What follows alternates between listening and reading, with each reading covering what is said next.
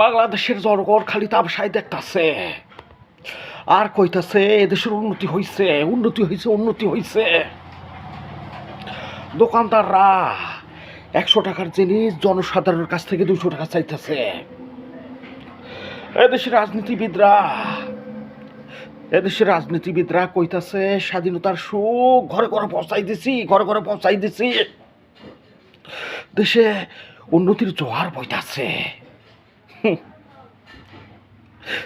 একজন দিন মজুর রিক্সাওয়ালা সারাদিন রিক্সা চালিয়ে 500 টাকা পকেটে নিয়ে বাজারের ব্যাগটা যখন হাতে নেয়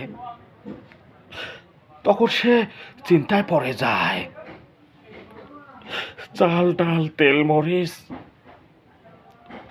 মাছ মাংস তো দূরের কথা, ঠিকভাবে কাঁচা বাজারটাও করতে পারে না। এ কেমন বাংলাদেশ পেলাম আমরা, হ্যাঁ?